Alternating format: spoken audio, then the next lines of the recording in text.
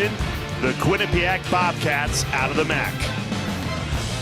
It's a super quick turnaround for a Virginia team that lost 17-8 a little more than 48 hours ago on Thursday afternoon.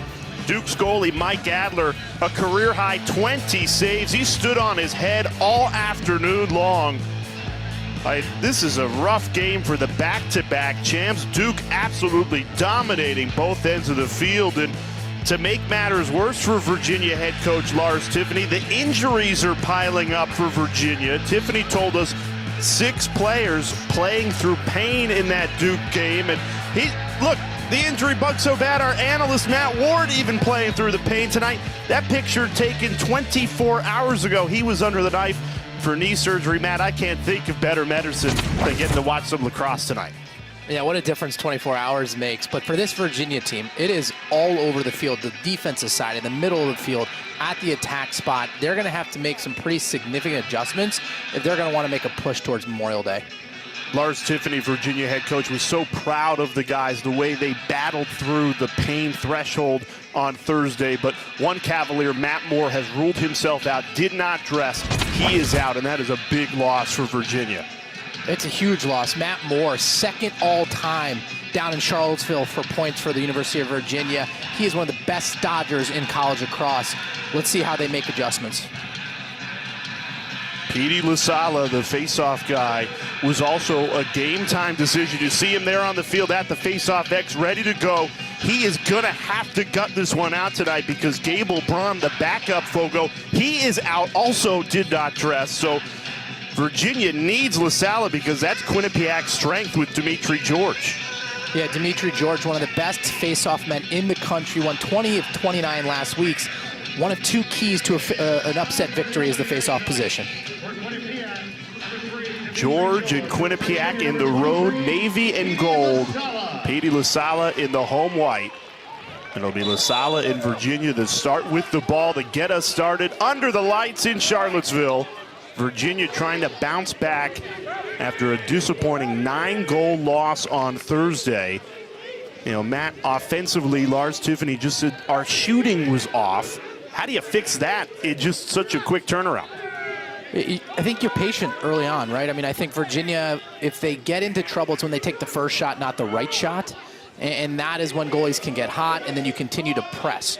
To start this game, I think he'd imagine Coach Tiffany would like to see them play good team offense, you know, get those hockey assists, get the easy shots, and not force some outside ones. And with Matt Moore, the captain, ruled out with an injury tonight, will not play. It's Xander Dixon, the midfielder, who moves up to attack. And it's Dixon who gets the early shot. Great save by DiMuccio as he settles in. The recipe for an upset, Matt Ward, you said it. Face-off play, goalie play. Those are 2 of Quinnipiac's strengths. But they're going to have to be really good against the aggressive 10-man ride. DiMuccio just flings it forward. Yeah, Virginia really, as a program, kind of started this trend of just incredibly aggressive riding. Now other teams have implemented it, and it's created a new kind of tactic in the game of lacrosse that wasn't there when I was playing. Every team cleared it like 90%. Now, you know, teams are clearing 75, low 80s, and it gives you those extra possessions. Virginia getting looks early. DiMuccio settling in, the senior 3-year starter, comfortable in the cage. A road game for a Quinnipiac team that came in with sky-high expectations this season, returned 9 starters from a team that were MAC regular season champions a year ago. Struggled early in this season, just a 2-7 record, but still alive to qualify for the MAC tournament, which would be an automatic bid if they win that. And boy, if you can come down and give the number 6 team in the country a test, that'll do wonders for your confidence going forward. That's the greatness of the conference tournaments and the automatic bids. It gives you a reason to play every game, even if you get off to a slow start. As Quinnipiac gets the first of the game. John DeLucia curling around the cage, and a dream start for Quinnipiac. Some early saves and then cashing in on their first settled possession of the night. And just a nice individual effort from John DeLucia. working at goal line extended. And you're gonna see here, right, against the short stick, just gets top side in the nice smooth release. Grayson Saladay right here, he's got to get on that top shoulder. He's going to prevent that shot from DeLucia. Quinnipiac off to a 1-0 start. And we've talked a lot about the quick turnaround that Virginia faces after that 9-goal loss to Duke on Thursday. And a lot was made about Adler and his 20 saves. As Quinnipiac gives it away, great opportunity for Virginia, another save, but the follow goes. Connor Schellenberger in perfect position to tie it at 1. And let's give Nick DiMuccio some credit here early in the game. These 3 saves have all been 1-on-0 in tights. And right here, there's a little bit of bad luck for Quinnipiac, right? It's on the ground ball here. Kind of the rushed force to the middle of the field. Xander Dixon gets it head up. Lasala gets stuffed by DiMuccio. He almost gets a piece of Schellenberger's rebound effort. But the Cavaliers tie it at 1.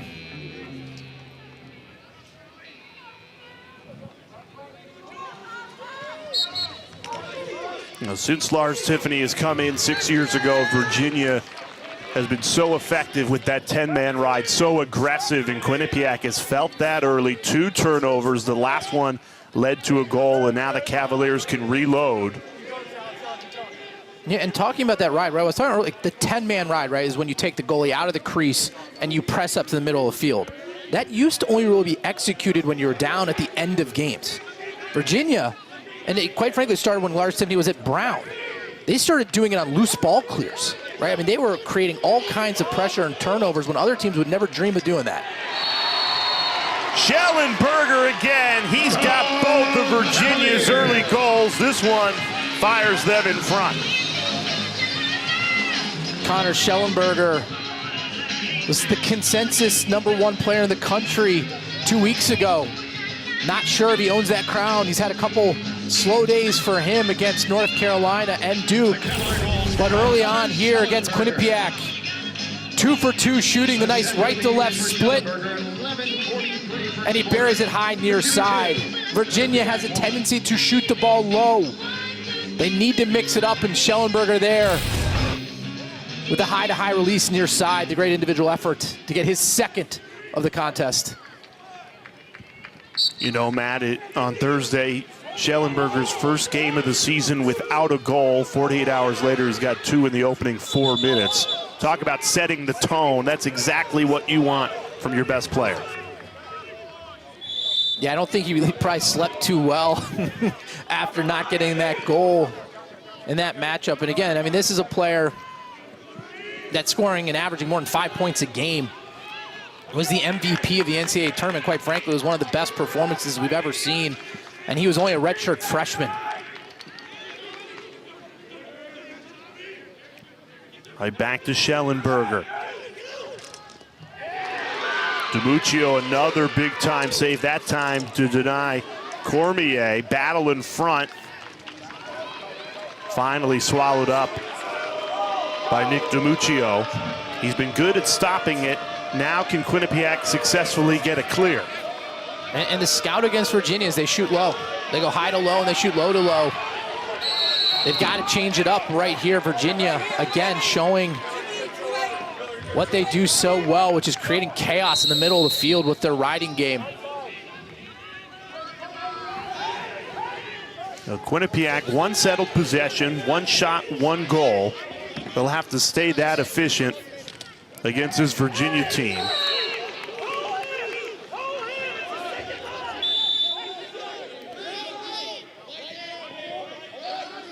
Virginia's goalie, Matt Nunes, the #1 rated goalie in the country, or #1 recruit coming into the University of Virginia this year, has played like a sophomore, junior, senior all season against Duke. Showed some of his freshman colors. I think it's important for him early here to get a couple big saves and regain some of that confidence that he may have lost. Well, his defense doing some favors. Cole Kastner took it away, and now Virginia in an unsettled situation. They'll push the tempo. DiMuccio again to the rescue. And if you watch DiMuccio, he is dropping to the ground as these Cavaliers players shoot. He knows they want to pepper the low portion of the cage. Great job scouting for him in the cage. Early on, how does this Virginia offense look without Matt Moore out there? Right now, I think they've played some pretty good offense. They're getting really good looks. They're just not finishing the ball in the back of the cage, and DiMuccio is making some nice saves. But right now, I feel like it's been some pretty good team lacrosse.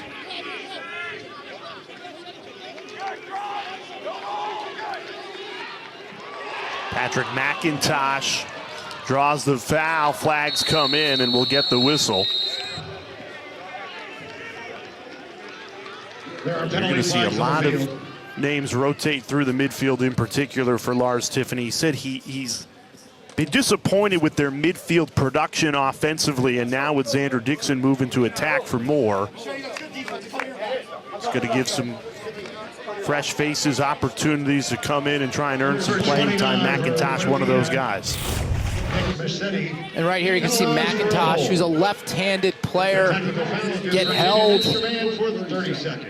Kind of a tough break for Quinnipiac there. Almost textbook defense, but once you drag the player to the ground, you put the ref in position where they have to throw the flag. Man-up opportunity for the Cavaliers, and it's a flamethrower. Connor Schellenberger, a hat trick in the opening 6 minutes of this first quarter. Schellenberger gets the early hat trick. We talked about shooting it high. Right here you can see the nice fill on the man up. The high to the far corner. He doesn't shoot the ball incredibly hard, but he's remarkably efficient and accurate and deceptive. One of the best outside shooters in the game, one of the best feeders in the game. So poised as an offensive player. It cashes in on the extra man opportunity, gives Virginia a 3-1 lead where he has scored all 3 of those goals. The Connor Schellenberger show under the lights here in Charlottesville. Virginia been dominating the face-off X. They are 4 for 5 to start this game. Quinnipiac's going to need better from Dimitri George, who's top 10 in the country in face-off percentage the last 2 seasons.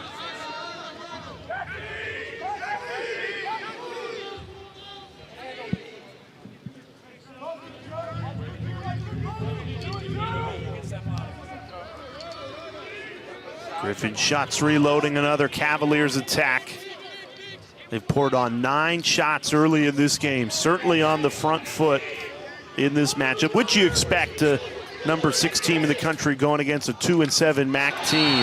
DiMuccio's doing the best he can, but can't stop that. Pagan Cormier, too much on it, and it's 4-1 Virginia.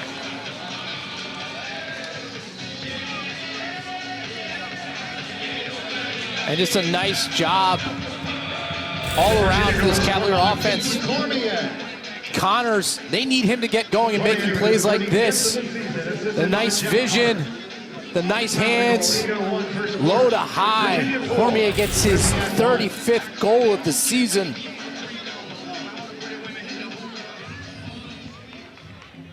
Jeff Connor is a player that the Cavaliers need to get going. He had a hat trick or 4 goals in the national championship game last year. He's battled some injuries, but he's such a dynamic player all over the field. They need more from him.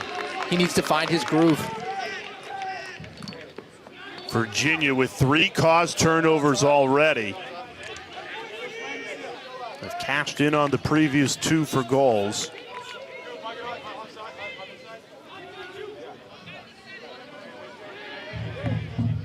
And to me, one of the big differences for Virginia here, where they've kind of struggled a little bit in the back half of the season, has been that second midfield production.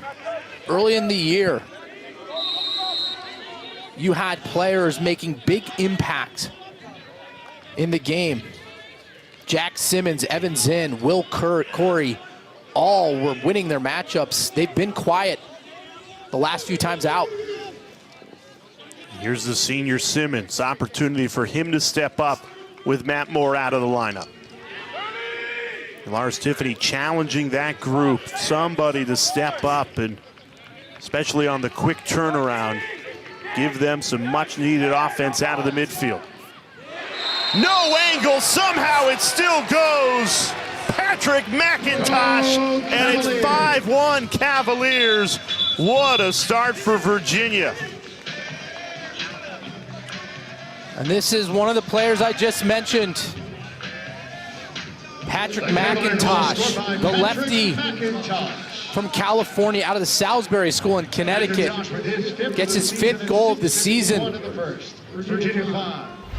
A predominantly left-handed player right here with the hard plant, the patience, the high to low deceptive release. Cavaliers are rolling.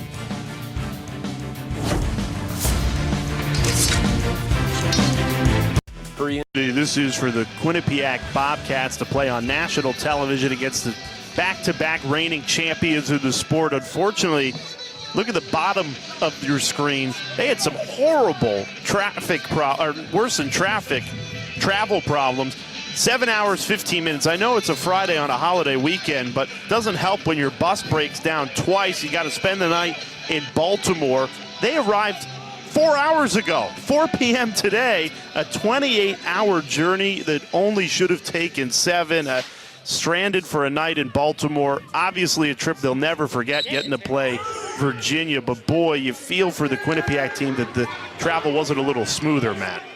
I had the injury bug in common with Virginia and the travel issue in common with Quinnipiac, given I spent the night on the Toronto airport floor last Sunday night. And I don't know how you're supposed to come out and compete when everything that could go wrong goes wrong, right? When Murphy's Law is your norm on your travel, it makes it such a challenge to be focused, to be ready, especially in a matchup where you're outgunned from an athletic standpoint. So Quinnipiac, justifiably so, off to a bit of a slow start. Here's Jeff Connor trying to muscle his way in. Double team comes in, runs out of it. Dixon lost his footing. 30 seconds left on the shot clock. What's worse, the travel problems or the injury problems? You said you've dealt with both. What's harder to overcome? The knee is going to definitely take the cake there, especially since I think I'm at the start of this journey for the next 30 years. But yeah, I would take a tough travel outing rather than a lifetime knee issue.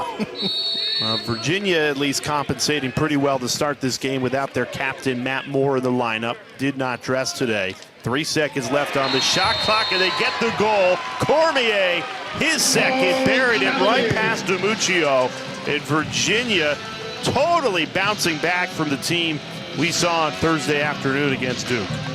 And I think this is actually Griffin Schutz, who looks almost identical to Cormier. They're both big bodies, driving up the left wing, the nice compact release right here. Look how close his stick is to his body, making it very hard for the defenseman to get a check. The #1 recruit in the country, he needs to step his game up.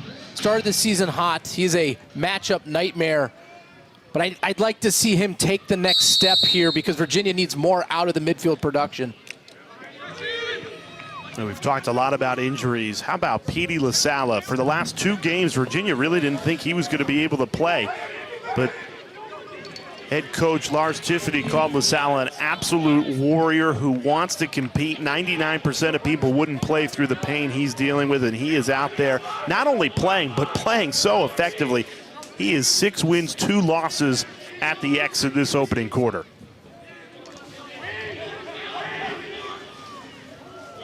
Here's Schellenberger, already a hat trick in the opening 10 minutes of this game. Will Corey down the right alley. Virginia just finding their flow after they looked totally lost against Adler and Duke just 48 hours ago. Couldn't think of a better bounce back opening quarter. The game against Duke was a lot of kind of hero ball, one-on-one dodging, jam it to the crease. Today, it's been much more of a team effort. So a nice job by Quinnipiac defensively there. Xander Dixon had them hung up. And they dropped into that zone and caused a turnover. You hear the Quinnipiac coaching staff saying, get the ball to the middle. They have struggled with the clear. 3 caused turnovers in this first quarter, but successfully beat the ride and can set up their offense. Getting outshot 15-2.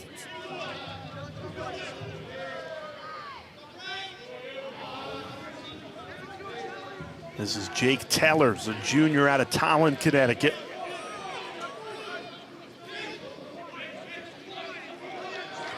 Stephen Germain, the leading scorer, got his hands free but bounced it wide.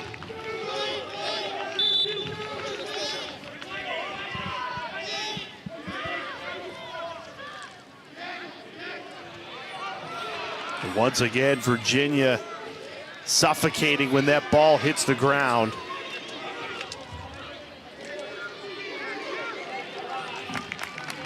Quinnipiac gets back possession. Shot clock doesn't reset, though. But those 50-50 ground balls are bigger for Quinnipiac than they are for Virginia. And they feel mandatory. They have to happen, right? And then you can't follow it up with a turnover. But with that up against the shot clock, why not force the issue at that point?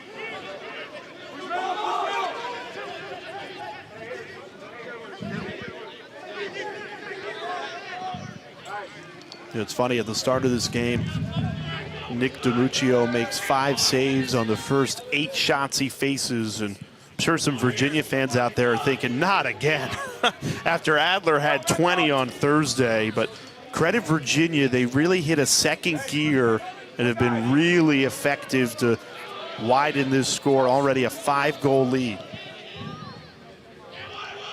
And the Duke game was interesting. It was a game that Duke dominated, but if you look at the stats, right, everything was in favor of Virginia other than the outcome on the scoreboard.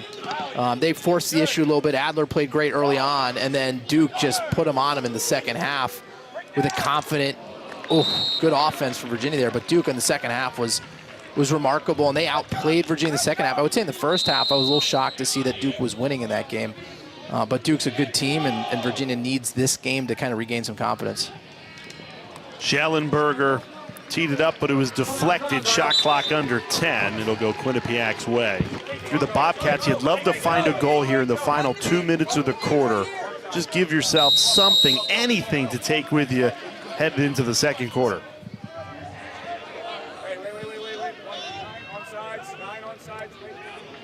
And there's a lot more in this game for Quinnipiac than just the final outcome, right? This is a UVA team where you can gain some confidence, some experience that could be impactful in their conference play as the season wraps up.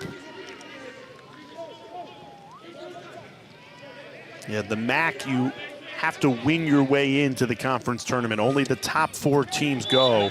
Quinnipiac sitting at 1-3 in conference play, so they're likely going to have to win out in MAC play. So if they can take something from this Virginia team, take with them, get into that conference tournament, and then anything can happen. As we've seen every single May, a team wins their conference tournament and plays their way into the postseason.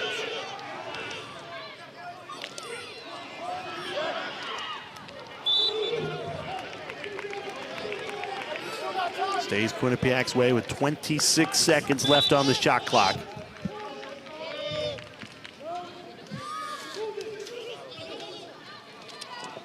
Feed in front, bouncer, and Nunes did well.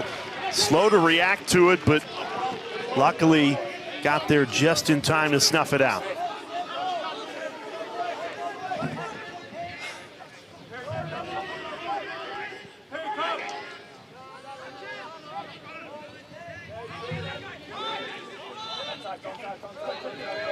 And Virginia here going to settle for the last shot with 25 seconds left in the quarter. Simmons coming out of the box in transition. DiMuccio, his 6th save of this first quarter. Saved 6, led in 6.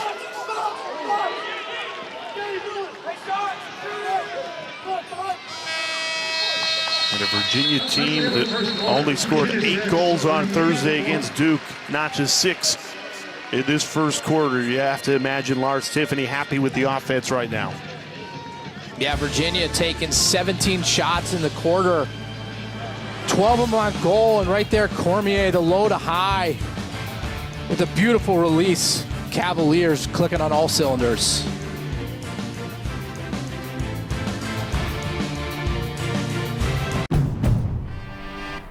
Go on, hurry into a look. The ACC's Committee for Racial and Social Justice, in conjunction with its member institutions, have identified April 16th to the 24th as ACC Unity Week. Second quarter about to begin under the lights at Klockner Stadium in Charlottesville. Virginia trying to bounce back from a 9-goal loss on Thursday against Duke. And Matt Ward, certainly the offense looked totally different than they did against Adler and Duke on Thursday. Yeah, they played a great first quarter there. They played team offense. Schellenberger, their superstar, got them off to a quick start with 3 straight goals to get them going. And again, this is a matchup that Virginia probably needed. You know, after the Duke game where they didn't play their best lacrosse, they generated a lot of shots, didn't shoot the ball very well. To come out here, to get that taste out of their mouth early on, very good for their confidence. You know, it's interesting. We spoke with head coach Lars Tiffany yesterday and said, you know, the number one problem with this team is health. They're banged up. They got 6 guys that played through pain in the starting lineup against Duke on Thursday. So would you rather an opportunity to bounce back immediately 48 hours later, or would you rather the weekend off so the guys can rest up and get healthy? And he said with this group, they want to play. They'd rather play and give themselves an opportunity to win than sit on the sidelines and wait to get healthy. And he loves that attitude and commitment. Called the team warriors continually. And you know, they've definitely shown that with their mentality to start this game. I mean, it's been throughout the season, right? You had Matt Moore miss the Towson game. Jeff Connors has been banged up all season. Kate Southstead, one of their best players, one of the best defensive players in the country. If you saw his knee injury, you think his season was done against North Carolina. He sat out 1 game. He's been back, now playing without the knee brace. So hopefully they can get healthier as the season progresses. They get a little more time and they play their ways through it. But yeah, this is a team that's faced some adversity, which every team has to along the way, but theirs has certainly been the injury bug. Yeah, Lars Tiffany said, look, no one's going to cry for us, back-to-back national champions, but he's never satisfied, always trying to evolve and grow the program. And he said every year is different. You're always dealing with some sort of adversity. This year it just happens to be injuries, and he believes, fortunately, none of these are season-ending injuries right now, so you'll get some opportunity to get healthy, continue the pain management like you're seeing with Matt Moore tonight, not playing. Virginia calls timeout. First down. And Virginia's going to take an early timeout here in the second quarter. Cavaliers in control, though, certainly in the driver's seat, out to a 5-goal lead as ACC Network under the lights. Memories in the ticket. Vivid seats. All the right buttons during the stretch of the season. We've seen it each of the last 2 years. An April loss turns into just really lightning in a bottle. I mean, you could say 2019, 2021, it was Virginia the best team? Well, they were when it mattered in May, right, Matt? Look, if you have to learn from your losses, and Coach Tiffany has done a great job at the University of Virginia and making sure that the players understand that a loss is not an end of a season. It's an opportunity to get better. And Virginia, it kind of just happened, to your point, like I don't know what it was, but both seasons there was a turning point where they learned something from one of those losses that led to them winning the actual championship. But out of the timeout, Quinnipiac gets their second of the game. Will Abbott, the senior midfielder with a nice cut, gets his 12th goal of the season right there. A nice cut, nice handle. The composure in tight right here. Beats Nunes in the cage. The Bobcats get their second of the evening.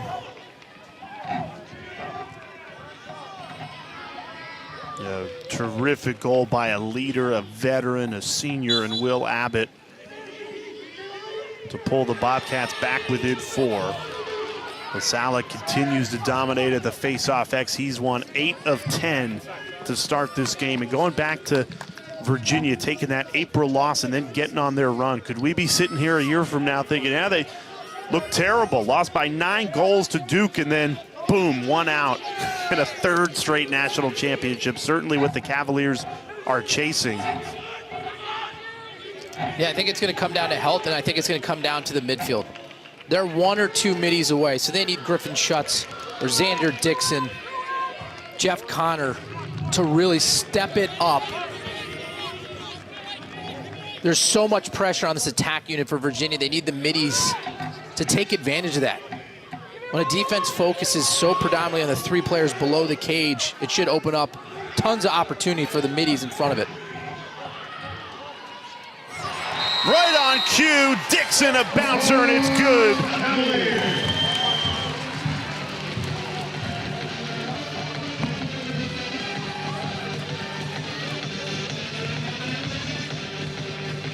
Xander Dixon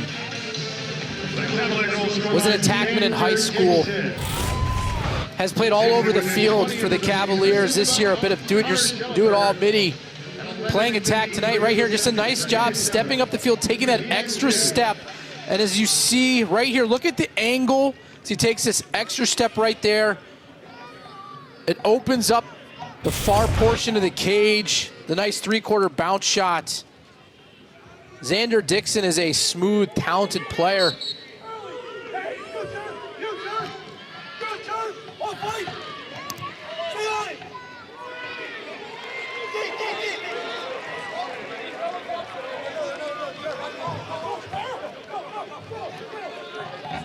Uphill battle for Quinnipiac when you're losing the possession battle as lopsided as you are tonight. Virginia just dominating 9 of 11 face-off wins. Even when Quinnipiac has won the face-off, the ride is so aggressive. 3 caused turnovers.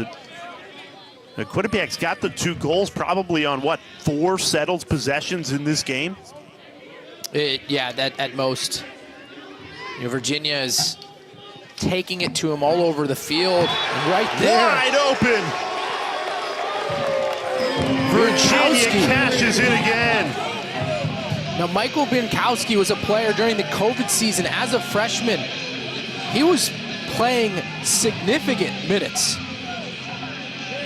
But injuries have derailed his career, but you get a glimpse of the talent that he has. And as he gets healthier, the lefty on the run just pings the far corner. Near side high actually from this angle. DiMuccio comes off the bar. And Biankowski hits it near side.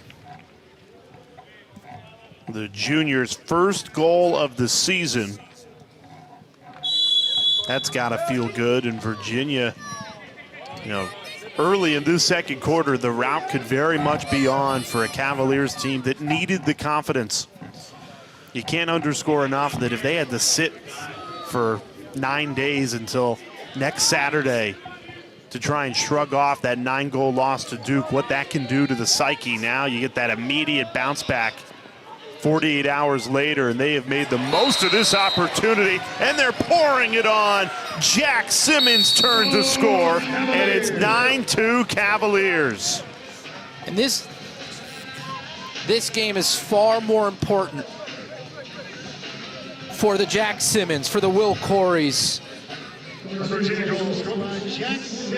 because they need to get their confidence back. They were making plays early in the season, not so much as of late. And right here you can see Simmons, who's a left-handed player, does a nice job stepping up to the middle of the field, creating angle, and then yanks it back to the near post. But again, this game means more for those second midfield, third midfielder type players for the Cavalier than it does for a Connor Schellenberger, than it does for a Peyton Cormier. Depth is imperative if you want to make a run for a national championship, and Virginia has struggled the last month of the season getting contributions from anyone other than their stars. Lars Tiffany has to be happy with how this Virginia team has looked in a bounce-back effort. 9 goals already, and we just started the second quarter. And we'd be remiss not to mention today is Virginia's One Love game to support the One Love Foundation, which honors the memory of Virginia's Yardley Love and helps educate, empower, and activate young people in a movement to end relationship violence. Lars Tiffany told us, and I think he said it best, this isn't just a one-day wear the T-shirts and you forget about it after. One Love is part of the fabric of this Virginia lacrosse program on the men's and women's side, and they've done a great job being the flagship in Charlottesville, but also growing it across the entire country.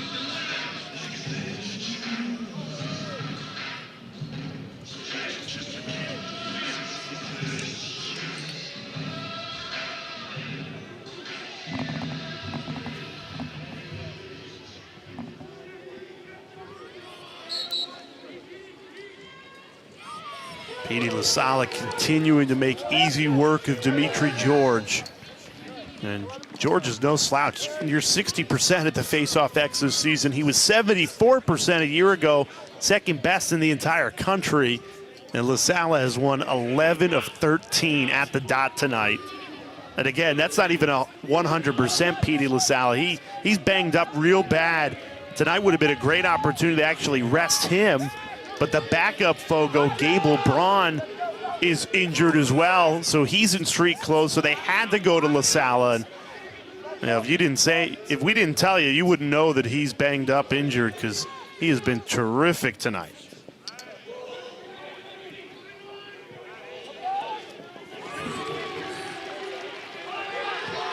DiMuccio's 7th save. Maybe Quinnipiac can try and launch something in transition. This is Stephen Germain, the leading point getter for the Quinnipiac Bobcats.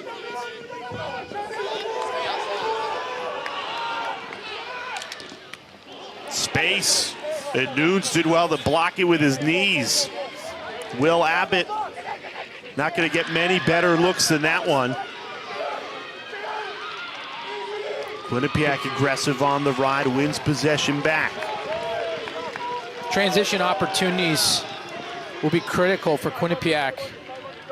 Virginia's 6-on-6 has got to feel pretty good, but it's those transition, those fast breaks, slow breaks, where you can find yourselves in some pretty powerful positions in the middle of the field. And right there, Nunes for Virginia robs the Bobcats, who had a nice opportunity.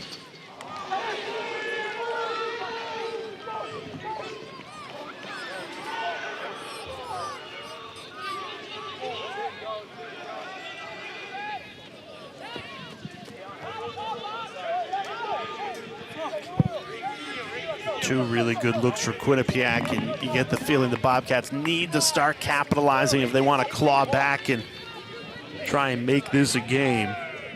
They're getting some pretty good opportunities on the offensive end. They just haven't had the ball. But when they have, they've created and generated some pretty high-quality shots.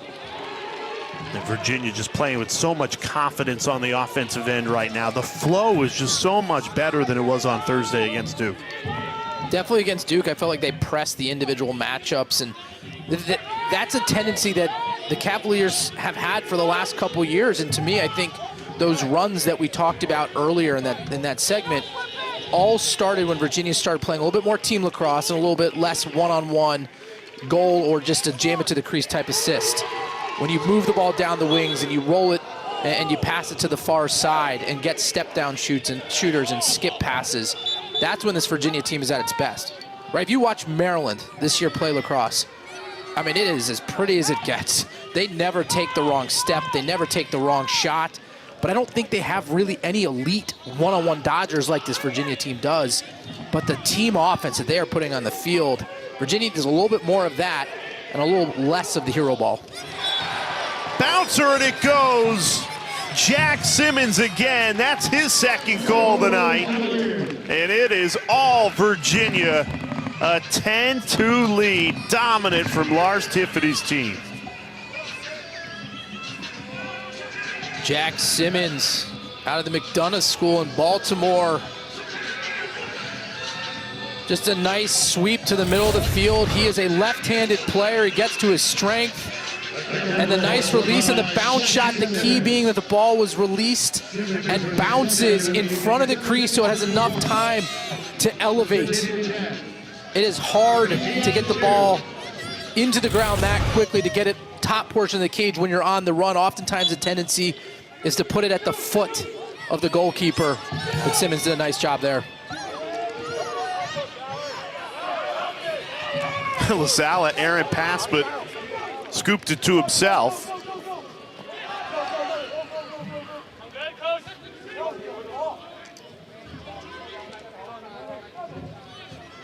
What a gutsy effort from LaSalle, who earlier this week became the program leader in ground balls, already had it in face-off wins, two-time national champ. He's rewritten the record book. What a pretty goal that is. Virginia is just rolling right now. Xander Dixon scoops that into the back of the net. You could not script better offense than the Cavaliers are running right now. And Jeff Connor coming into the season, the Cavaliers were planning on using him on the wings of faceoffs as a deep midi, as an offensive midi, kind of in your Ryan Conrad mold. As the season's progressed, they're looking for him more on the offensive end here, and he's got great vision. Eyes up, Xander Dixon with the low to high backhanded shot near sides. Made it look so easy. Oh, by the way, that was not 21st goal in the season for Dixon. LaSalle has now won 13 of 15. As dominant as you could get. And Quinnipiac, if they wanted a chance against the number 6 team in the country on the road, they needed to win 13 of 15, right? They needed to be up 13-2 at the face-off X. Instead, they're on the receiving end of that, and that makes for a miserable night in Charlottesville. Right, you really need those extra possessions that your goalie can make when they steal some saves in the face-off X. And really, I think the third is kind of a very good plus-minus on the man-up, man-down situation. You need to score a few on the man-up and not give any up from a man-down perspective. You want a recipe for an upset. This Bobcats defense has to be tired because this is one-way traffic in the first half. There has been no rest. It's been make it, take it lacrosse, and no let-up for Virginia. And they've switched to a zone here, right? So playing an area, not a man, and force a low-angle shot from Schellenberg. So that's the shot that Virginia needs to be careful of. That was a big problem in the Duke game. They took a lot of low-angle shots, and that's when you can get goalies hot early on, and when you're playing a team that's a little bit more even on the athletic spectrum of things, like you can get blown out in a game where maybe you shouldn't have. So don't fall back into tendencies that hurt you in the more competitive games. The aggressive ride continues to be effective and leads to another Virginia goal. Xander Dixon again. That's his third. So 2 hat tricks in this first half, one from Schellenberger and then Xander Dixon moving from midfield to attack.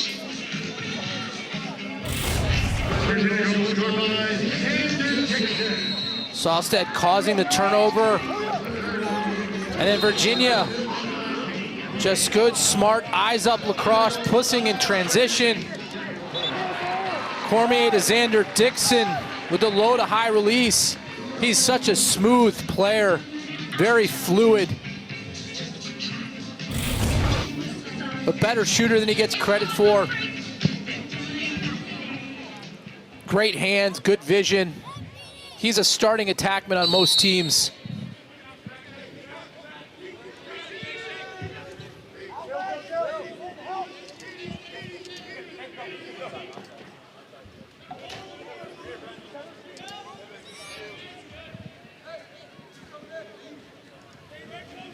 And what a talent luxury this is for Virginia when you can sit somebody like Matt Moore and, quite frankly, not even notice that he is missing because you still have so much talent out on that field.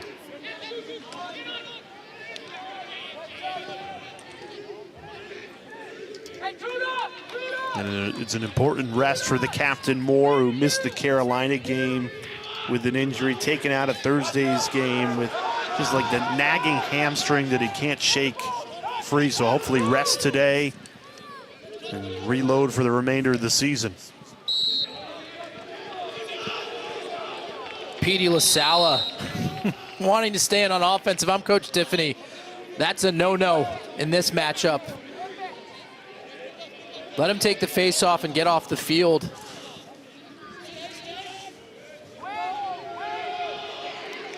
He's won 14 of the 16 face-offs tonight. Well, he's done his job there. Shot clock under 10. And a bullet straight to the back of the net. Evan Zinn cashes in on his first goal. And this is just pure dominance from Virginia this first half. Quinnipiac sitting back in the zone.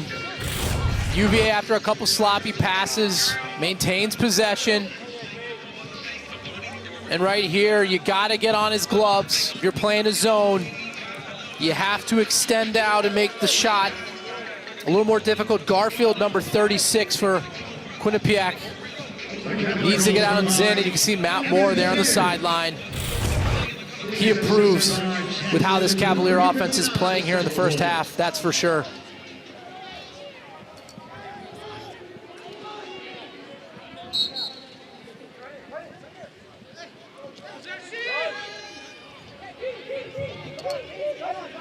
And you said it best, Matt. This is a great opportunity for guys like Evan Zinn, Jack Simmons, Xander Dixon, Jeff Connor, Patrick McIntosh to step up and show that this Virginia team can be effective offensively out of the midfield, not just rely on Matt Moore and Schellenberger and Cormier to provide the goals. And they've certainly answered the bell tonight.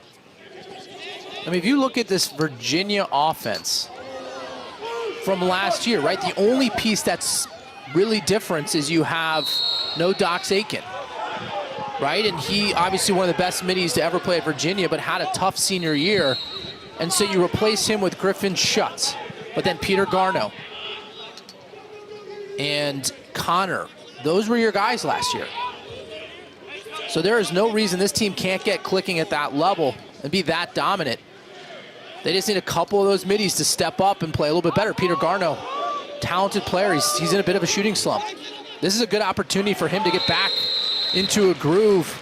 There's one of those players, Jeff Connor, with a nice cut. Schellenberger has the ball at X and just picks him apart. But again, Virginia offense playing smooth, patient lacrosse. And for Schellenberger, that's now 2 assists to go along with 3 goals. Look at him pointing with one hand on his stick. Right there, just the nice cut from Connor on the seal from Dixon. Pops near side. And Schellenberger does a nice job getting that pass right on his stick so he could get it in and out in the back of the cage quickly.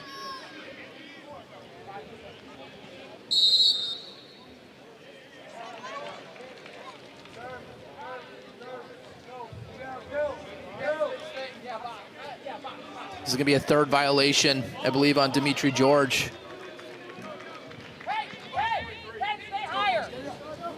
Blue, 3. 3rd face-off violation. Procedure, 30 seconds. Goes from bad to worse for Dimitri George and this Quinnipiac team. A first half to forget under the lights at Klockner Stadium.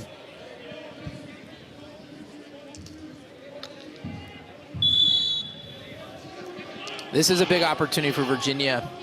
Not a very good man-up team on the season. And that's the player right there, Peter Garno, number 33. He was a stretch shooter last year. This year, just hasn't found his shooting stroke. But Xander Dixon has.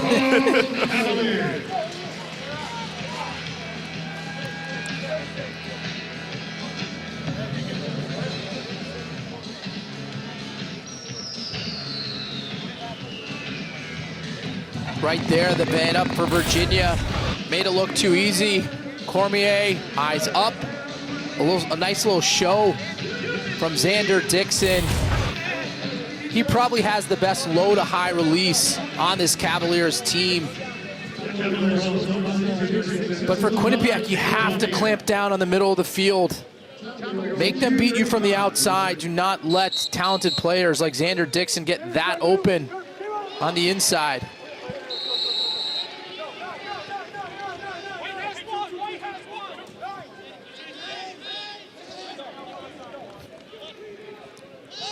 You know, honestly, struggling to remember the last time Quinnipiac had the ball. This has just been one-way traffic for Virginia in the second quarter. 11 goals in this second quarter.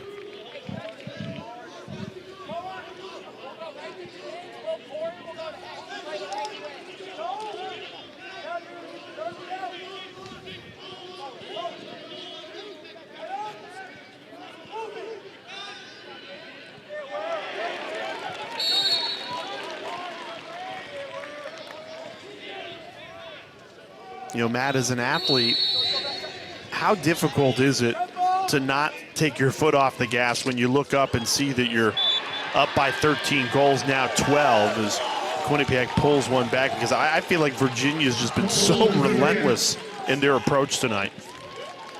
I think the tendency is to start making the wrong decision, the wrong play, which is a bigger concern for me as a coach, right? You want to continue to groom the right habits.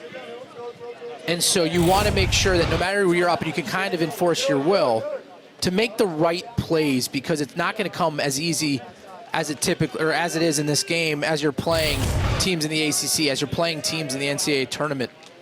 So make the right play. I think these players are going to play hard no matter what, but I think the tendency is to get maybe a little careless as you start to pull away in a matchup like this. If you're wondering why LaSalle is still out there and why in a 12-goal game you wouldn't let the backup Gable Braun give LaSalle, who's battling through injuries the last couple of games here, is Braun is out in street clothes, not dressed, so he can't alleviate LaSalle. It's got to be Petey for the rest of the night unless they want to go to a long pole. I think that will happen at some point. Maybe not in the first half, but I do think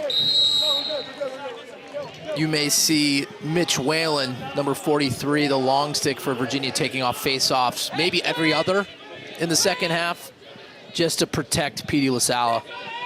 And what a night it has been for LaSalle. 16 of 20. Just dominance at the X, dominance on the offensive half for Virginia.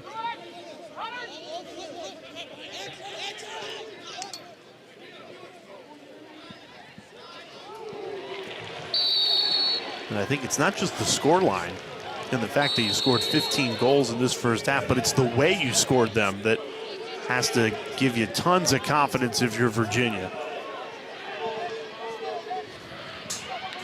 They might get one more here off the caused turnover. This is where they've been most effective. That pass just a little behind. Danny Parker couldn't corral it.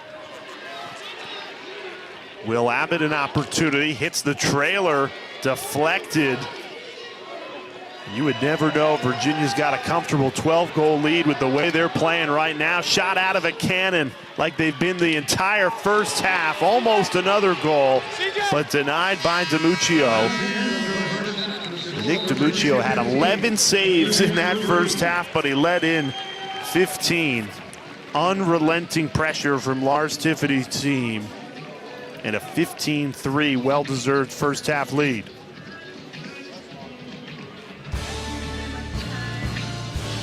Virginia scored just 8 goals against Duke on Thursday. Not so much here on this Saturday night matchup. 15-3 Wahoos in a dominant first half.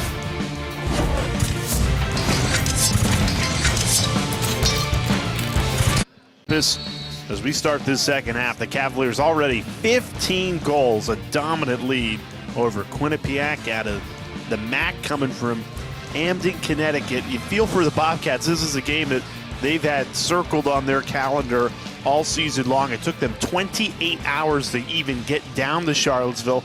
Had to spend the night in Baltimore last night, unexpected, after their bus broke down twice on the drive to Virginia.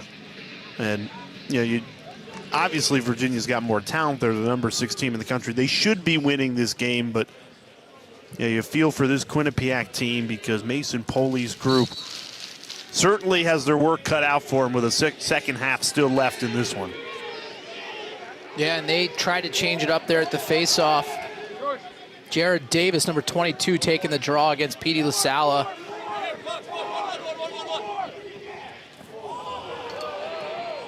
The same result for LaSalla, who was just perfect in their first half. He's now 17 of 21 from the dot. And I'd be shocked if we see Connor Schellenberger back in this game, maybe anything other than a man up. I like what they're doing. Griffin Schutz, the number 1 recruit in the country, who's an attackman, has been playing midi, getting him some run. The attack spot. And so with Matt Moore and now Schellenberger out of the game, you move Dixon and Schutz to the attack spot.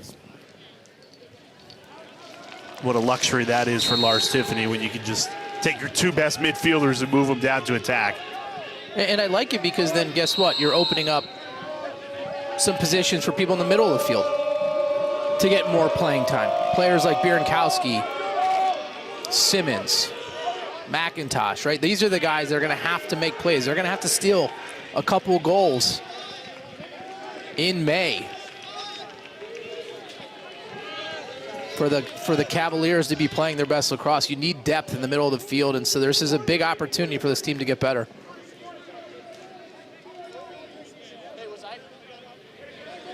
If the Connor Schellenberger show is done for the night, he leaves with 3 goals, 2 assists, a hat trick in the opening 6 minutes of this game that really set the tone. 48 hours ago, you don't score a goal. First time all season, you go a game without a goal, and you respond with a hat trick in the opening 6 minutes. It's exactly what Virginia needed. And you want to talk about what a team needs. How about Stephen Germain, a much-needed goal there for the Bobcats. And he's been impressive tonight. Right here, you're going to see him on the side of the screen at some point. Right here, right, gets to his strong left hand, near side, high to high. He did a nice job setting up his dodge, right? Hard steps to his right, rolls back to the middle of the field and pings the corner. He's had a couple shots tonight that have shown the range. One early in the first half, pinged the post, and right there, he nets the 4th for the Bobcats.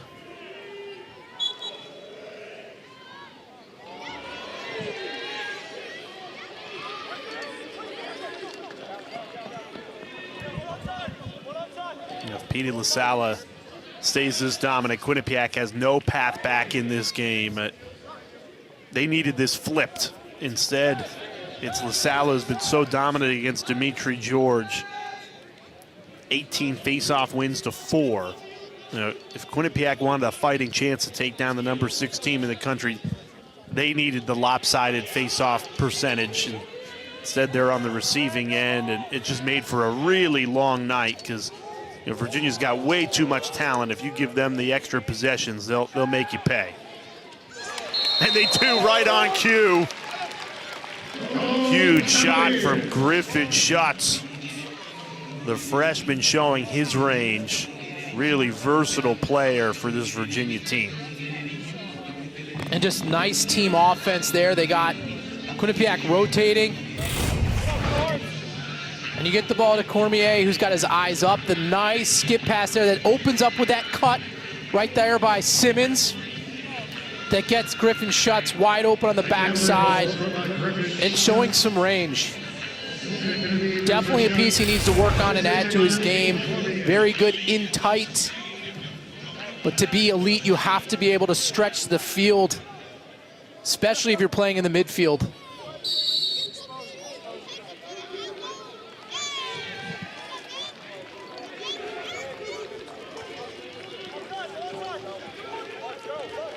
The big question for this Virginia team, how do you bounce back 48 hours later after that 9-goal loss to Duke without Matt Moore, Connor Schellenberger wasn't 100%. Petey LaSala's not 100%. You got a lot of guys that are playing through pain. Moore opted to not play through that pain, just take the night off. You see him in street clothes on the sideline, and you would not know this is a Virginia team not at 100%. If you can get the likes of Schellenberger and Moore 100% healthy, and they're going to have some time at the end of the regular season, a 17-day stretch before the NCAA tournament would begin for them, where they can really get their guys back up to 100%. You know, you kind of weigh both sides of that, right? Like rust versus health. Right, but I think for this Virginia team, given the talent, and I feel like they can kind of turn it on more than most teams, priority number one is getting them healthy all over the field. You know, we posed the question to Lars Tiffany, and he says he relishes those 17 days, assuming they do make the NCAA tournament. He didn't want to take that for granted, but if you assume they make it, which I think at this point all of us do, he can use those 17 days not only to get healthy, but he's a coach that loves to dig into practice and instruction. He said, we've got a lot of work we can do to improve our skills, our stick work, our shooting. You don't get a lot of time to get into the weeds of that during a season. The games just come too fast and too furiously. And he said that, this Virginia team will benefit from not having to play in an ACC tournament and getting those 17 days to really hone in before the NCAA tournament begins.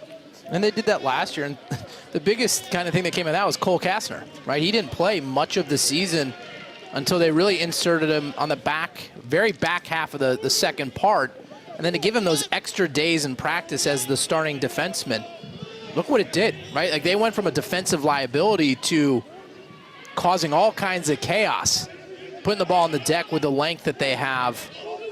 And so Coach Tiffany definitely, more than most, looks forward to practice and thinks you can really get better. Well, I feel like a lot of coaches think you only get better in games, right? Or at least you kind of really start to show the progress. And I think Coach Tiffany has really taken a look and an approach with this team where it's like you get rated after every practice, right? How did you play? How did you compete? What are the little things you did well? What are the little things you need to get better at? And they really kind of take that to a different level than most programs. Yeah, he has proven he can push all the right buttons come May. He's done it in each of the last two postseasons, and every year is different. You never know what each team needs at the right time, but he said to us the two big things: let's get healthy and let's improve our shooting and stick work. And obviously the confidence will be back in the sails of this Virginia team. And DiMuccio now 13 saves. Unsung hero for a Quinnipiac team down by 12. And you never, after you allow 16 goals, will probably allow well over 20 tonight, go, you had a really good game, you allowed more than 20 goals, but he has. He's really stood tall. It could be a whole lot worse without his heroics in net. He has not been the issue. Virginia's offense and just a little more athleticism than Quinnipiac can put on the field. Much more of an issue.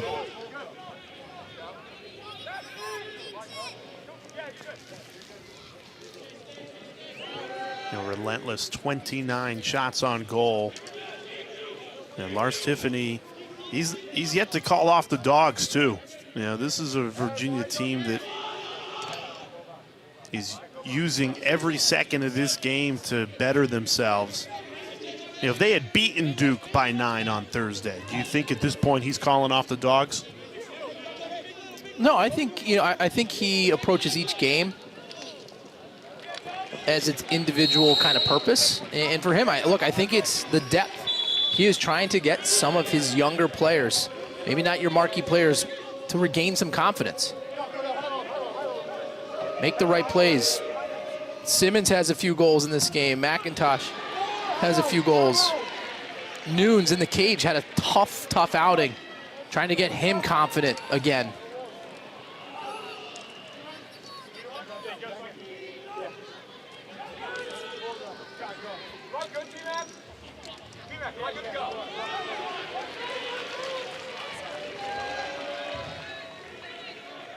Dixon settles things down.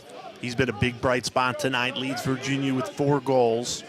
Filling in for Matt Moore, moving from midfield to attack.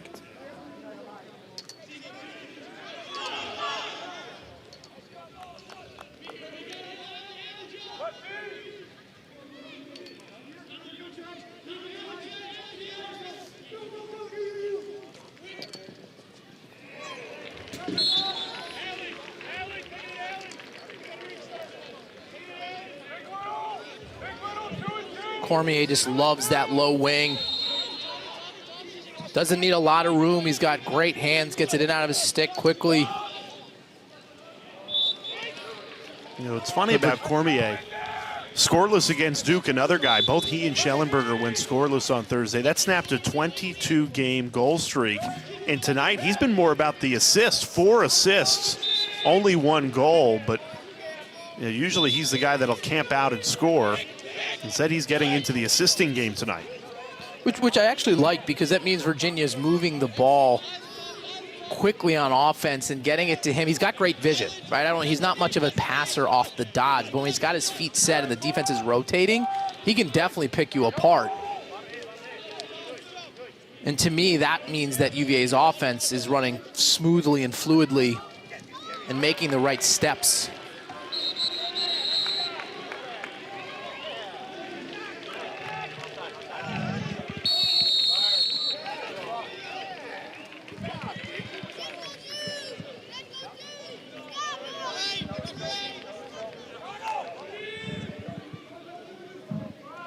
Quinnipiac just hasn't had nearly enough of the ball tonight.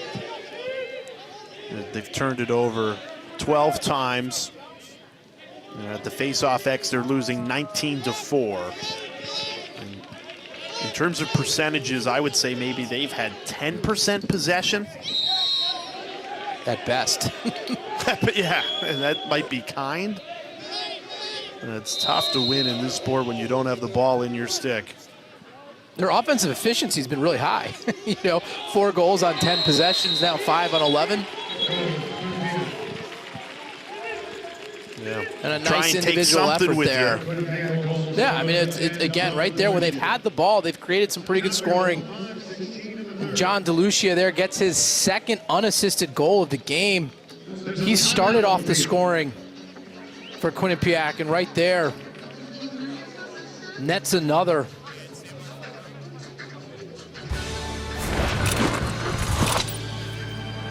Right here, the nice job, the hard stop, the inside roll, gets one on the board for the Bobcats.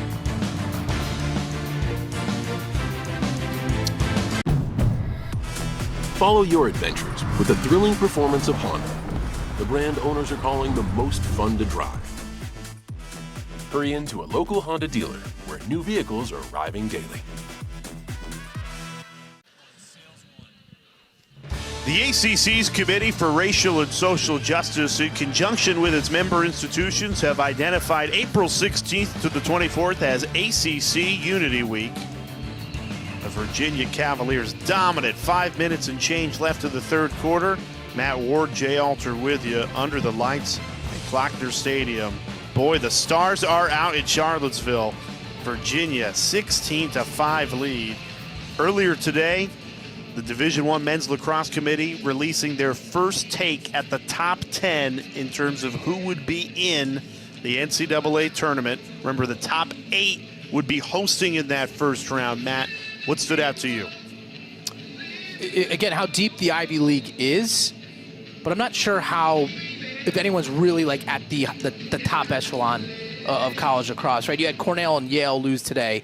Penn may be the most dangerous team in that. Cornell, to me, very, very good team, but I don't know if they have the athletes, and so it's going to be interesting to see how this unfolds, right? Because I could see Ohio State dropping out and Duke moving into the top 10, right? Notre Dame, depending, how they do the last few weeks here, they got some big matchups, is going to get in there. I don't think the ACC is as good as it has been, but I kind of feel like it's maybe getting a little bit of a bad rap. I still think these are some of the better teams in the country.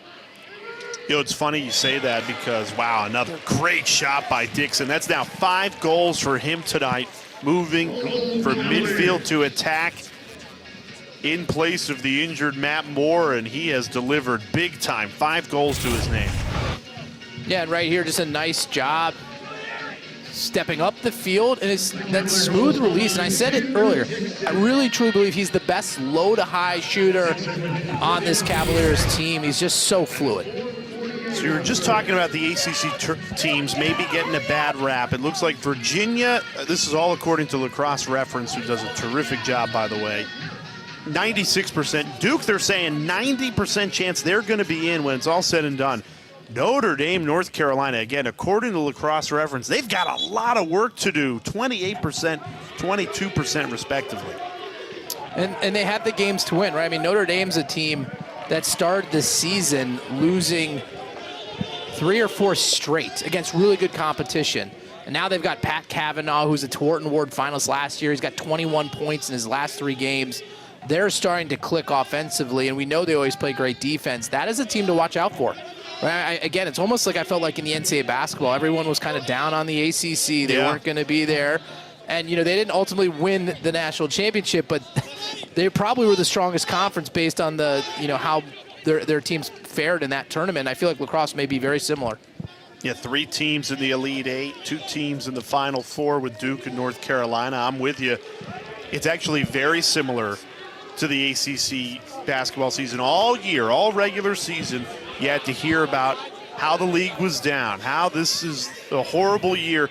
Would it really surprise you if we get to Memorial Day weekend and you got 2 ACC teams sitting there in the Final 4? Wouldn't surprise me.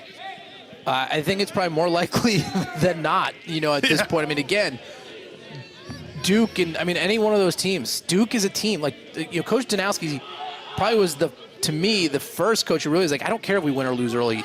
We just want to win and build and get to know our team. And then at the end of the year, we're going to put them in the best position to be successful. And that team, I mean, look, they've had a couple really good performances. They blew out North Carolina. They blew out UVA. They've had a couple of games where they really didn't show up early on and played pretty good second half. So, I mean, that's a dangerous team if they get rolling and they start playing with some confidence. So, I'd be shocked if, you know, the ACC teams aren't heavily in the conversation for a national championship at the end of the year. The loss that could really hurt Duke when you start comparing resumes is that head scratcher in the Dome against Syracuse. And we did that game, but I feel like they have done enough, particularly with the performance against this Virginia team on Thursday, that they should be in the field, certainly. Yeah, look, I think the ACC is going to get 3, I'd imagine.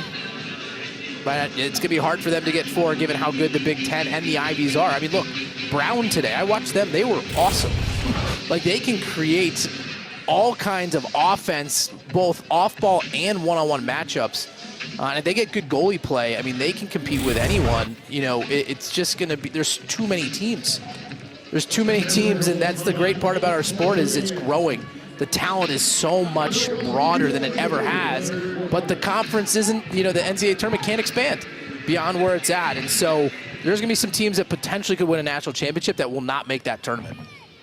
Do we subscribe to it's Maryland and everybody else that we can have fun talking about ACC, Big Ten, Ivy League, but at the end of the day, this Maryland team's too special and they will roll to the national championship?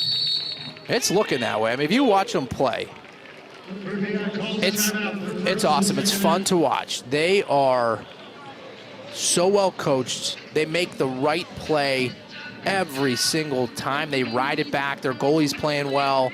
You know, Logan Wisnowski gets no love, right? And he's Maryland's all-time leading scorer, and he's never been a first-team All-American. He is so good, and he always makes the big play at the right time. They were down against Ohio State today, and he put that team on his shoulder, and they ended up winning and running away with it. So right now, they are very, very, you know, favored to win this national championship, in my opinion.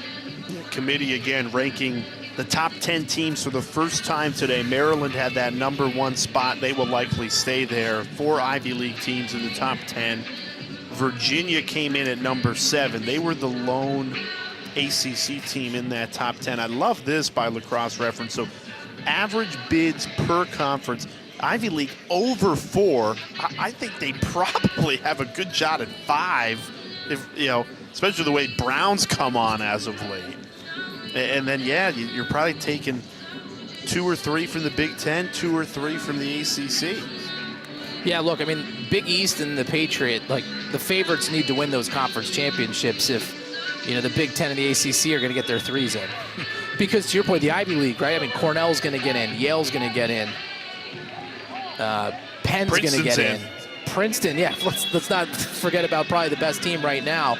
And then you have Brown. And, oh, by the way, Harvard's pretty good, too, right? So the depth in that conference is, in my opinion, the most – it's just so even across the board. Dartmouth is playing people close, right? And so the conference is deep. They're going to beat each other up a little bit. So it's yeah, I mean, to me, like, Ivy League could get 5, but I think it's probably more you get 4 from the Ivy, 3 from the ACC, and 3 from the Big Ten would be kind of where I think it ultimately shakes out. It's funny because you used the phrase earlier, it can't expand. And I know we've heard that over and over again. It can't happen. There's not enough teams across the country. It's a percentage of the teams that make the tournament. But we kept hearing for decades we can't expand college football. We can't expand, college basketball. And yet, eventually over time you do. It has expanded because one more automatic bid went in. So now you'll see 2 play-in games opposed to 1 in lacrosse. I would like to see it expand to 24 teams. I know that would be drastic, it can expand, but they just need to add more teams to Division I lacrosse. Right? And so if you get more teams, right? Like, to me, there's teams in the ACC, Boston College, like NC State, Florida State, right? Like, at some point, I truly believe they're going to have a Division I lacrosse team, right? And you're going to get that kind of across the country as the sport expands west, right? We now have Utah has a team, right? If we keep adding teams, they will add spots. But right now, with where we're at, and they're not adding that many programs here in the near term, we're stuck at the 18 that we're going to get this year. That is a fabulous goal. Paul Rodriguez, sting in the corner. Virginia nearing their season high in goals, which is 21, still with a quarter to play. And Paul Rodriguez, the senior, getting some playing time here. Kind of looked like Xander Dixon, if you ask me, coming around the right side of the cage, the smooth release, gets his hands free, and, pings it near side high, low to high on the run.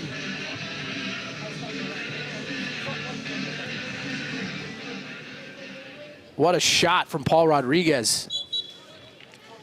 This is where you really get to see a program like Virginia, the spoiled of riches they have with the depth. It's not just the guys you see in the starting lineup, but the guys in practice like Paul Rodriguez that can come into a game and make a play like that is jaw-dropping.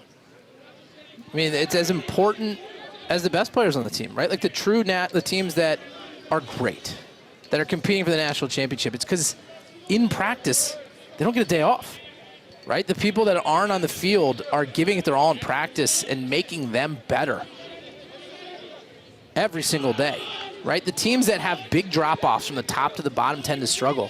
It's the teams that have really deep, talented players that make an impact in practice that ultimately lead to national championships. Rodriguez inches away from another goal at the end of the third quarter. Virginia, only 4 goals in that third quarter. That's after they scored 9 in the second and 6 in the first. Still well in control of this game. 19-5 headed to the fourth. DQ is taking your taste buds for a ride with the new Signature Stack Burger menu, featuring 5 mouth-wowing cheeseburgers, like the loaded A1 Stack Burger and the spicy Flamethrower Stack Burger. Try the new DQ Signature Stack Burger menu today. DQ, happy tastes good. I love A&T Subaru. They make it so easy. A new Subaru and that new car smell? Life is good. The A&T Advantage makes car buying simple, convenient, and exceptional. Right now at A&T Subaru, lease a new 2022 Subaru Ascent for only $319 a month. No hassle, no haggle, no pressure. And that Bulldog is dreamy. I double dog dare you to check out A&T Subaru. They're closer than you think.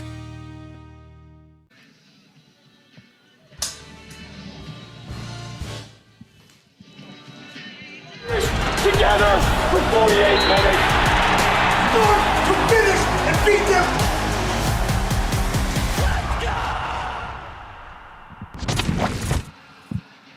Now, June 4th cannot come soon enough. That is when the Premier Lacrosse League comes to ESPN. We are so excited to keep lacrosse going through Memorial Day on ESPN. 47 games across 13 cities. Championship weekend on September 17th. Take a look at Paul Carcaterra's PLL big board. I don't know who named Kark or Mel Kiper, but I guess he's our draft guru now. And you see Matt Moore, who did not dress tonight, nursing an injury. He's really high up on Kark's list, number 2. And I think his game's almost more tailored for the pro league maybe than it is for the college game. A little bit more kind of fast tempo, one-on-one type lacrosse, and he's just a big physical athlete. So it's hard to make those rosters. There's so many talented players at the next level, but there's always a few that come out of the college ranks that make a huge impact for some of these pro teams, especially since they're coming off their full seasons right there, and they're playing their best lacrosse at the end of the year, and they just join the league in stride. Yeah, it's been pretty impressive to see year in and year out rookies come in and make that instant impact. You were telling me when we were talking before the Syracuse-Duke game that you felt like every year you were removed from college lacrosse, it took a little bit more to get back up to full speed. Yeah, I mean, for me, right, I mean, my professional career was great. The start, was Rookie of the Year my first year. I came out of college coming off, probably the best lacrosse of my career, and it translated right into the season. And then you go and you work full time, and you lose a little bit of it. And I was getting worse each year, and it's really hard and challenging. And what's so great about the PLL is they've given a venue to these players to pursue a career as professional lacrosse players. You're seeing the best players continue to get better, which to me is so amazing versus what I thought was a challenge when I was playing is I feel like I was getting worse, because it wasn't a full time and it wasn't at the level that the PLL is now. The Rabel brothers have done such an amazing job with that league. Look, Paul Rabel's one of the best players of all time, and I think his impact on our game is just beginning. And we're going to be looking back as a lacrosse community thankful for his vision and everything that he's given back to this game. Absolutely. Taking the sport to new heights professionally, and hopefully now partnered with ESPN, even more room to grow. That season, June 4th. I love the access, too. I'm all about the access when it comes to TV and the, under the helmet after a goal interviews that they do, and now you're seeing it in Major League Baseball. And, well, hey, they're stealing that straight from Premier Lacrosse League that have been doing that for a couple of seasons. Really innovative, awesome stuff, and we can't wait for that partnership as Ryan Donnery pulls one back for Quinnipiac. Again, the possession has just been so sparse for a Bobcats team that's only won 6 face-offs all night long. I mean, on the offensive end, when they've had possessions, they've created high-quality scoring opportunities. This is a team that looks pretty skilled offensively. They just haven't had enough possession to really challenge this Cavaliers defense. Here we are in the 4th quarter, 13-goal game, and Petey LaSala is still out there. A warrior described by head coach Lars Tiffany, who wants to compete. He is banged up, has been for the last couple of weeks. You would not know it today. 23 face-off wins to his name.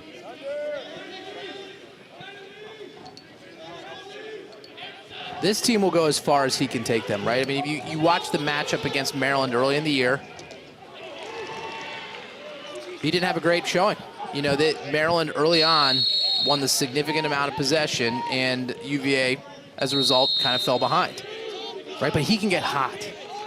When they beat Yale for their first national championship under Lars Tiffany, he was going against T.D. Erlin, probably one of, if not the greatest face-off men in college lacrosse history, and he scored 2 goals in that game, right? He made an impact. He didn't win the majority of face-offs, but he very much was a part and a big part of that national championship run. So he can make an impact all over the field. Where I've struggled with him at times as a player is there are matchups where he can get outplayed pretty significantly, right? And the very, very best players can't allow that to happen at the face-off X. Who's the best guy you've ever seen do it in your time playing and covering the game at the face-off X? Oh, man, Paul Cannabine was, probably the greatest one I ever saw play. But calling college lacrosse, T.D. Erlin, to me, had the best career. Trevor Baptiste as well. I mean, they were dominant for all their years on the field. But some of what these professional guys are doing at the level that they're doing it for as long as they're doing it, to me, I don't know how to do it. I went through that experience, and I certainly couldn't keep up my level of play to make a career of it at the, to keep getting better. And some people just are built differently, and my hat's off to them. In terms of Petey LaSalla and Virginia lore, his place is cemented. He now owns the program record in ground balls, face-off wins, 2-time national champion with the potential to make that 3-time. It's going to be a long time until somebody can come in and be as productive as he has been in his time as a Cavalier.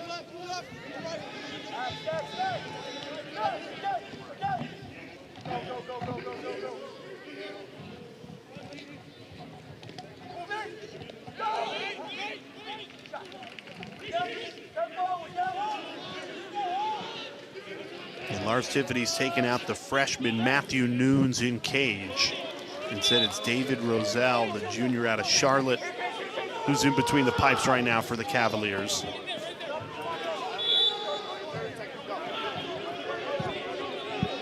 And this game was basically over after Schellenberger notched the hat trick to make it 6-1 in the opening 6 minutes. But Virginia's done a really nice job keeping their foot on the gas and closing this out the right way.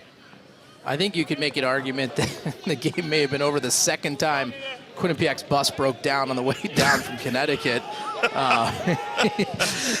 You just know that it's going to be a tough trip, not once but twice.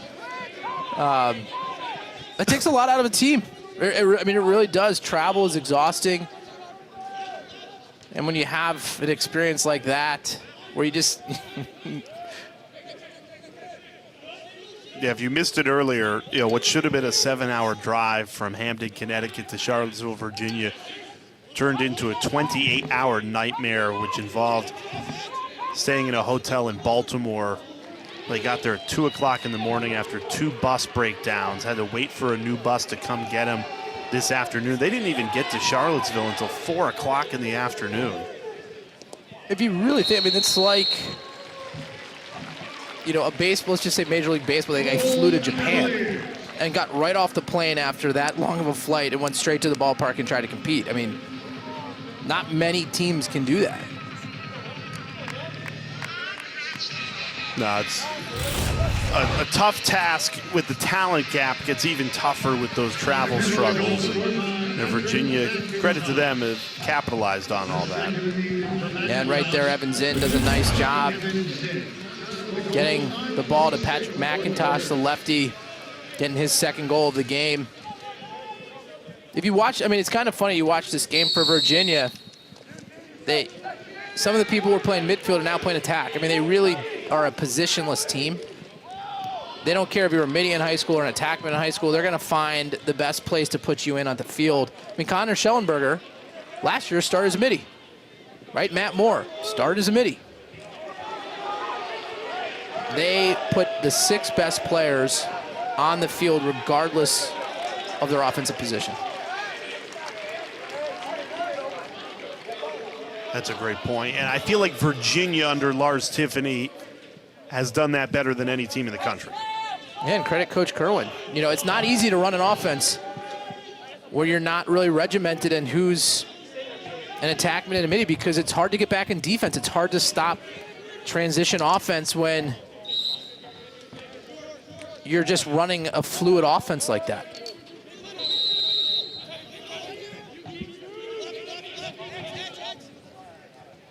It would appear Petey LaSalle's day is done at the Face-Off X with 23 face-off wins.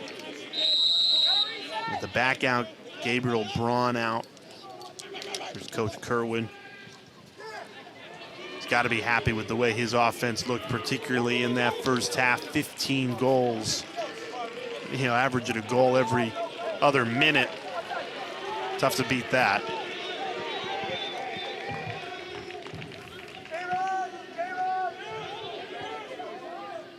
And think about what this coaching staff has done, right? They were at Brown and really took that program to the next level, right? They played for a national championship, quite frankly, probably win the national championship if their best player didn't get hurt. And then they get the call from Virginia to take over, and Coach Tiffany convinces Sean Kerwin and Kip Turner to follow suit, to come to Charlottesville. And they took that same approach, that same fluid, fun lacrosse. You put fun lacrosse and the town of Charlottesville together, watch out with what you can do. Right? I mean, that is a very powerful recruiting cocktail that they built down in Charlottesville. Well, you know what that's like.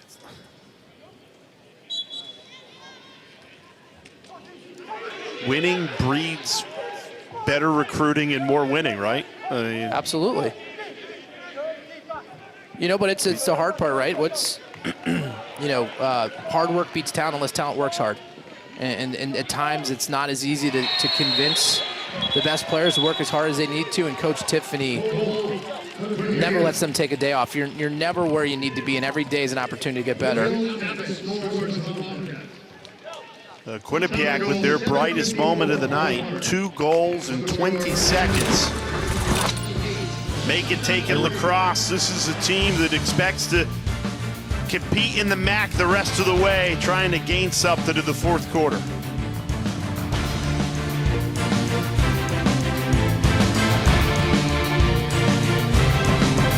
Auto Owners insures your car, because sometimes something from out of left field can literally come from out of left field. That's simple human sense. Ask your independent agent if Auto Owners makes sense for you. Well, plenty to choose from, but let's take a look at tonight's player spotlight, brought to you by New York Life. Xander Dixon, a season high 5 goals tonight out of Virginia's 20. Matt Moore, the starting attackman, out. Insert Xander Dixon. And he just did it all. He is as fluid and smooth a player as you'll find. Just makes it all look effortless right there. I mean, he's done it all. Off ball, on ball. A complete player, a season high 5 goals tonight. Not bad for your 4th attackman to step in and be the most impactful player on the field. New York Life player spotlight. How quick is his release? I didn't really capture it in real time properly until we just saw that package of them back to back to back. I mean, it's fluid. Too quick. I mean, and look, if you watch some of his plays from early in the season, tonight he's scored. He's almost a better passer than he is a shooter, right? I mean, if you watch him play, how the fluidity between his right and left hand and his touch passing is high level. And tonight, he showed that he's a well-rounded player and can do it all.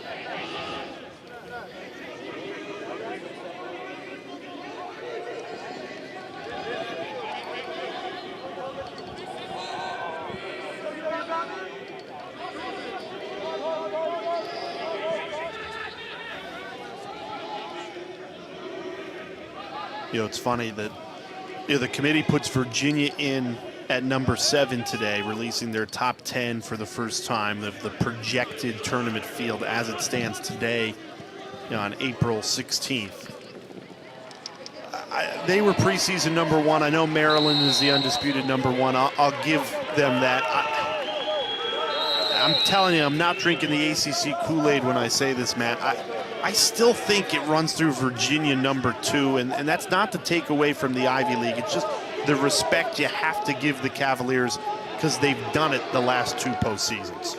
Right, I mean, the other team that we haven't really mentioned is Georgetown, right? And they're a complete team. They're very, very good, but it's hard to forget the matchup last year in the quarterfinals where UVA really took it to them, right? Now add Will Bowen to that equation, and one of the best defensive players transferring from North Carolina to go to the Hoyas.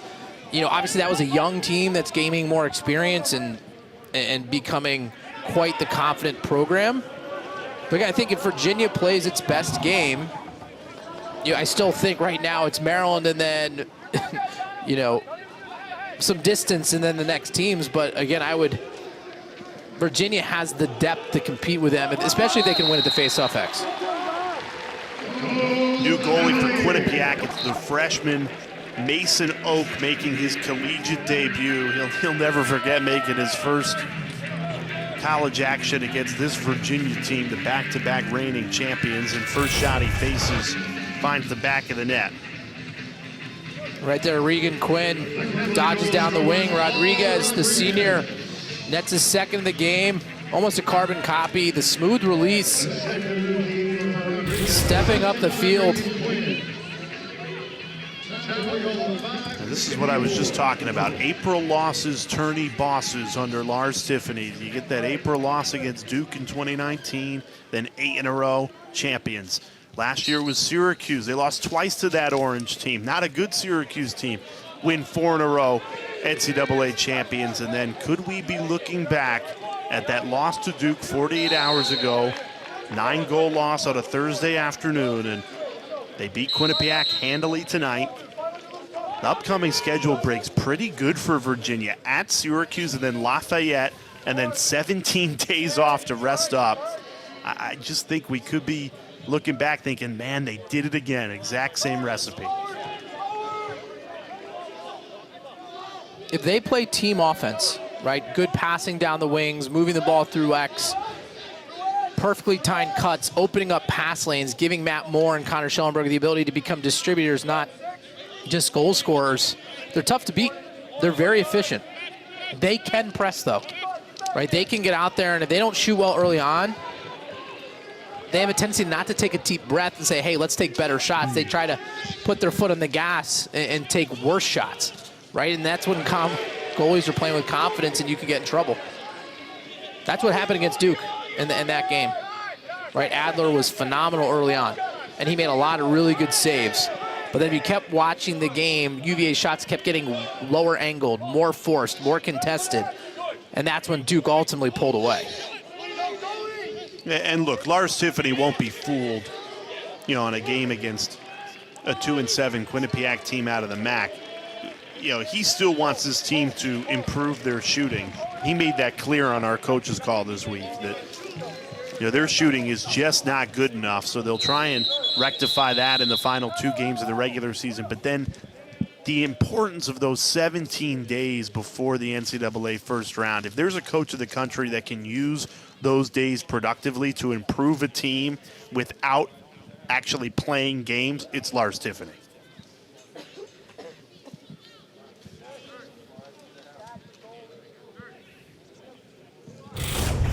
It's Drew Brenfleck who's down, the junior out of Mountain Lakes, New Jersey. Oof. That can be painful. The cleat on the top of the foot.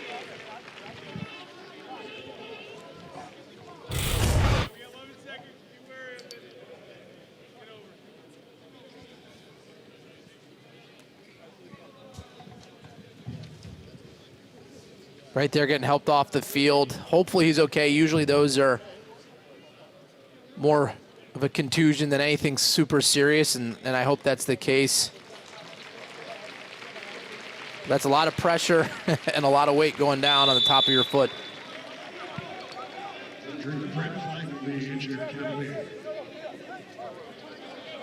Ten different goal scorers for Virginia. 33 different players have stepped onto the field for Lars Tiffany's team tonight.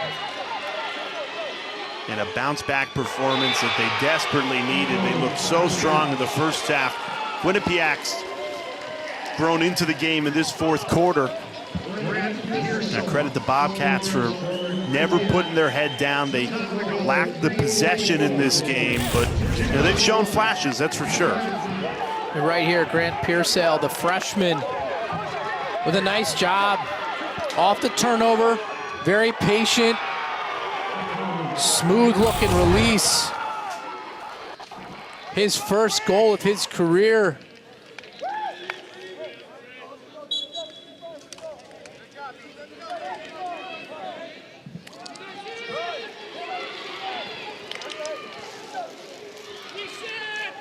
Again, you look at this Virginia attack, right? That's Will Corey, one of their second line middies, playing attack right now. You had Pat McIntosh playing midi and attack. You had Xander Dixon playing midi and attack. Griffin Schutz, playing midi and attack.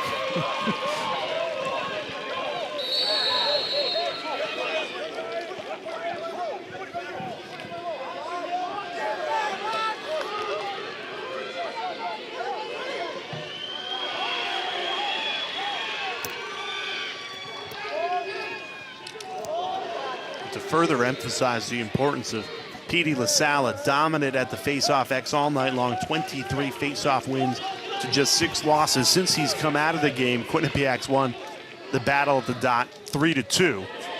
And Quinnipiac would have loved to win 60% of the face-offs all night long. That's usually what Dimitri George does this season. He came in 59%, but LaSalle was too good. Early and often, Virginia got out to an early lead and never looked back. You would never know that the seniors battling through some injuries, his desire to compete, Lars Tiffany calling him a warrior, and the actions speak louder than words. He has been a warrior for this Virginia team tonight. Yeah, he is one tough kid. He works hard in the weight room. He works hard on the field. What you love to hear is that he's a better person than he is player, and that says a lot.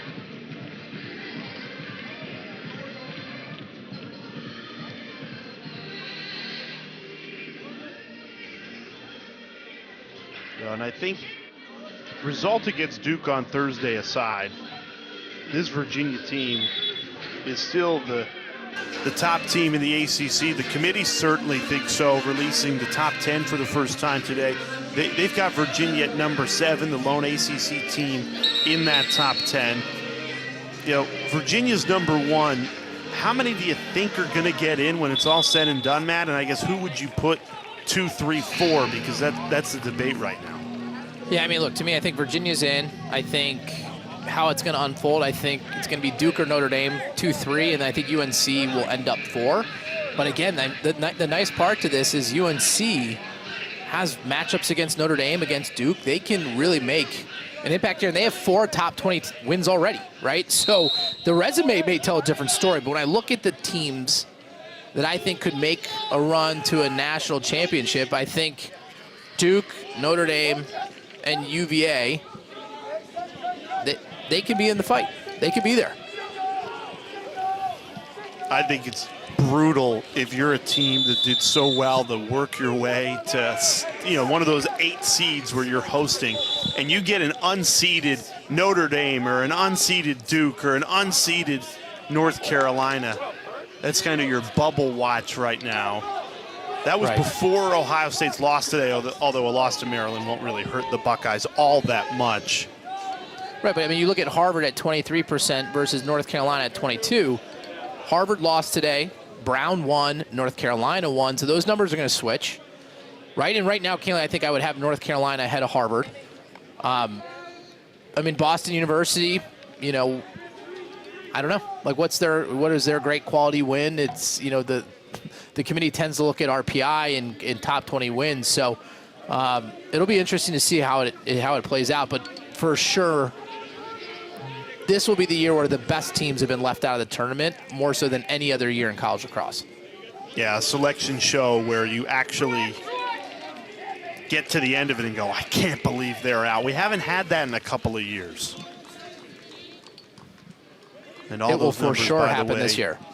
Yeah, no, 100%. All those numbers brought to you by Lacrosse Reference. If you don't follow them on Twitter, shoot them a follow during the stretch of this season.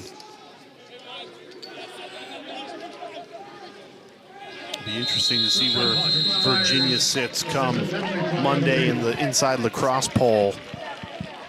You know, obviously the loss to Duke will weigh heavily, but with Cornell and Yale losing today, I think you could see Brown rocket all the way up into the top 10 as well. It's funny how it can change week to week. You know, it's Maryland and to a certain degree everybody else that you're going to just see filter through that top 10.